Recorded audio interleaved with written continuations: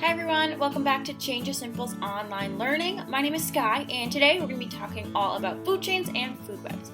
This is one of my favorite topics because I love food. Food is what gives us the energy to live our lives and do things every single day. But have you ever wondered how that energy gets into the food? Energy comes from the sun and helps plants grow. When animals eat those plants, that energy is transferred from the plant to the animal. If a bigger animal comes along and eats that smaller animal, the energy is transferred again to that bigger animal. This is what we call a food chain. Let's take a closer look.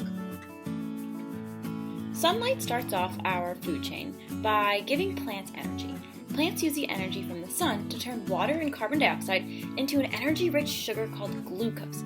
This is the process of photosynthesis. In a food chain, we call plants primary producers. Primary consumers are the animals that eat the primary producers. In the rainforest, primary consumers can be herbivores such as monkeys, snakes, and capybaras. The secondary consumers are what eat the primary consumers, and that group often includes animals that are carnivores. In the rainforest, that could be an ocelot or birds of prey. The apex predator, or the animal at the top of the food chain in an ecosystem, are called tertiary consumers. In the rainforest, that apex predator is the jaguar. Jaguars are considered an apex predator because they're at the top of their food chain in the rainforest. They're also considered a keystone species. A keystone species is very important to the ecosystem, so much so that if it didn't exist, the ecosystem would become severely damaged. Imagine if jaguars became poached, meaning hunted illegally, to the point that there were no jaguars left. All of the animals below the jaguar in the food chain would lack a predator, so the population, or the amount of those animals, would increase.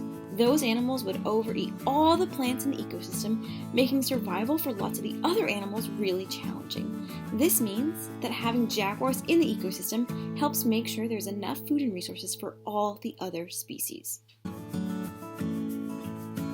This food chain only represents a few animals that live in the rainforest, but there are thousands of other species that depend on each other for survival. The way we show the many different animals sharing a habitat or ecosystem is through a food web. A food web is a series of food chains that are all interconnected, because just as humans eat many different types of food, so do most other animals. Check out the activity in the blog post to create your own food web of an ecosystem of your choice.